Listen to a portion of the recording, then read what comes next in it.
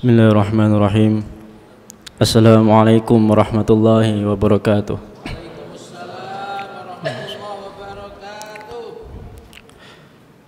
Innal hamdalillah nahmaduhu wa nasta'inuhu wa nastaghfiruhu wa nu'minu bihi wa natawakkalu alayhi wa na'udzu bihi min shururi anfusina wa min sayyiati a'malina. من يهده الله فلا مضل له ومن يضلل فلا هادي له أشهد أن لا إله إلا الله وحده لا شريك له وأشهد أن محمدا عبده ورسوله لا نبي بعده فقد قال تعالى في القرآن الكريم أعوذ بالله من الشيطان الرجيم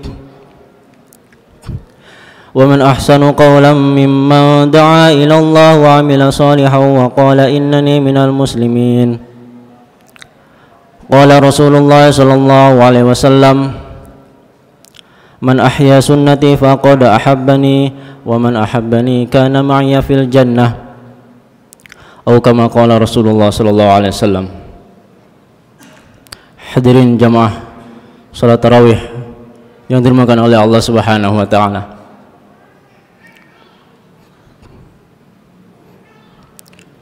Kita melaksanakan sholat di malam Ramadan, yaitu yang disebut sholat tarawih. Ada yang sudah 20 tahun, ada yang sudah 50 tahun, bahkan ada yang sudah 80 tahun, bahkan 70 tahun. Tetapi kita ketahui bahwa tarawih ini bukan dari nama sholat tersebut. Tarawih yang artinya ini adalah ketenangan.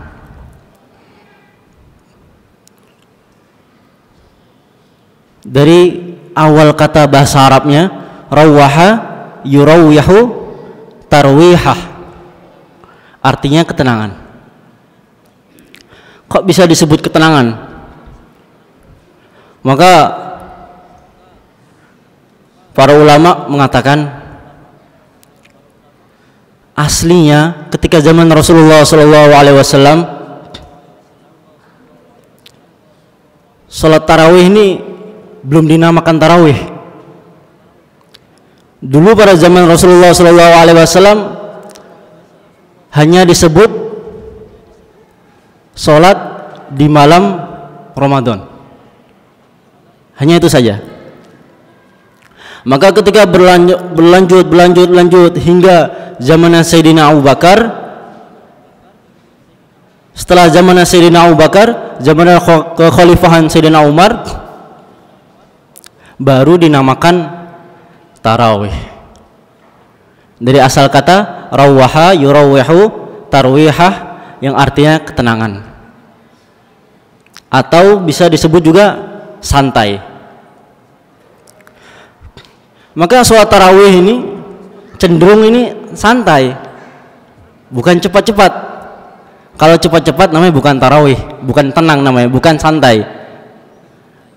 Yang dimaksud tarawih ini adalah sifat di dalam sholat tersebut, yaitu dilakukan dengan santai. Hadirin makan Allah Subhanahu wa taala. Maka dalam hadis riwayat Imam Bukhari, man qama ramadana imanan wahtisaban ghufira lahu ma taqaddama min dzambi. Barang siapa yang berdiri untuk sholat di malam Ramadan, ghufira lahu ma taqaddama min dzambi, maka akan diampuni dosa sebelumnya. Ma taqaddama min dzambi. Hadirin maka Allah Subhanahu wa taala. Maka di sini ulama bersepakat qoma yang artinya berdiri ini adalah salat tarawih yang akan kita kerjakan. Maka hadirin yang mulia, man qama ramadhana imanan dikerjakan dengan iman dan ihtisab, yaitu adalah mengharapkan pahala dari Allah Subhanahu wa taala. Ghufira lahu, akan diampuni Jadi kita ketahui ghufira itu artinya diampuni, asal katanya ghafara. Ghafara ini adalah dalam tata bahasa Arab fi'il madhi yang telah lewat.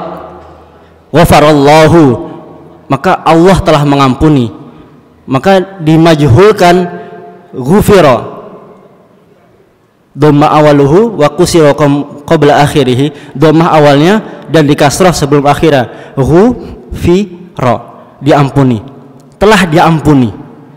Maka kata fi'il madhi yang sudah lewat. Maka kita ketahui dari konteks hadis ini mengartikan telah diampuni dosa yang telah lalu. Masya Allah. Tapi dengan syarat salat tarawih dilakukan dengan tenang, dilakukan dengan santai. Maka ketika zaman Rasulullah SAW, Sayyidah Aisyah bercerita ketika malam pada bulan suci Ramadan, maka Rasulullah setelah salat Isya salat 2 rakaat. 1 rakaat membaca surat Al-Baqarah, terus dilanjutkan lagi membaca surat, terus dilanjutkan lagi membaca surat, hingga kurang lebih 2 juz lebih dalam 1 rakaat. Begitu juga udah 2 rakaat istirahat, udah 4 rakaat istirahat, udah 6 rakaat istirahat, sehingga sampai ditutup dengan sholat witir 11 rakaat. Maka untuk keesokan harinya Rasulullah sholat lagi ketika malam Ramadan. Maka para sahabat tambah banyak yang ikut sholat sama beliau ketika malam itu juga, sehingga Masjid Nabawi tidak cukup untuk menampung jamaah. Maka malam ketiga ataupun malam keempat Rasulullah tidak melaksanakan sholat di masjid. Maka para sahabat ketika itu menunggu sampai subuh. Maka ketika subuh Rasulullah keluar dari kamar beliau, maka para sahabat bertanya, "Ya Rasulullah sallallahu alaihi wasallam, mengapa engkau tidak keluar ketika malam itu?" Maka Rasulullah sallallahu alaihi wasallam menjawab, bersabda yang mafhumnya, "Saya takut ketika saya melakukan sholat, takut sholat tarawih ini diwajibkan bagi umatku, takut memberatkan umatnya." Hadirin maka Allah Subhanahu wa taala, ini saking perhatiannya baginda Rasulullah sallallahu alaihi wasallam kepada umat akhir zaman ini. Jangankan sholat tarawih, sholat yang 5 waktu saja dalam sehari itu pun Masya Allah ya. Terus ada pertanyaan, bagaimana Ustadz seseorang sholat tarawih tetapi dia tidak sholat fardu, gimana? Dia menganggap sholat tarawih itu seakan-akan tuh wajib, tapi ketika sholat subuh, zuhur, asar, maghrib, isya, nggak apa-apa lah sholat di rumah. Tetapi kalau sholat tarawih berbondong-bondong semua untuk masjid. Hadirin maka Allah Subhanahu wa taala, kita pahami di sini, sholat yang 5 waktu itu adalah fardu, wajib bagi setiap muslim yang sudah mukallaf, yang sudah balik dan berakal, itu hukumnya wajib. Jadi suatu kewajiban ini apabila ditinggalkan itu wajib diqodok, hukumnya wajib diqodok. Gimana Ustaz? Saya sudah 10 tahun sudah bolong-bolong sholatnya, wajib diqodok selama 10 tahun.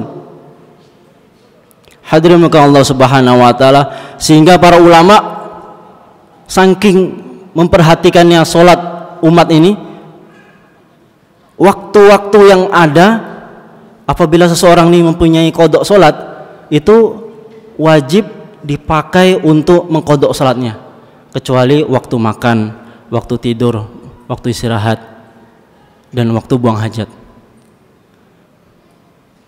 Maka hadirin muka Allah Subhanahu wa taala, salat 5 waktu wajib, salat tarawih sunnah muakkad, sunnah yang dikuatkan. Hadirin muka Allah Subhanahu wa taala. Maka untuk itu semoga Allah Subhanahu wa taala mengkaruniakan kita, anak-anak kita, anak-anak keturunan kita untuk bertakwa dan beribadah kepada Allah Subhanahu wa taala. Mungkin cukup ini saja yang bisa saya sampaikan. Kurang lebihnya saya mohon maaf. Wabillahi taufiq wal hidayah. Wassalamualaikum warahmatullahi wabarakatuh.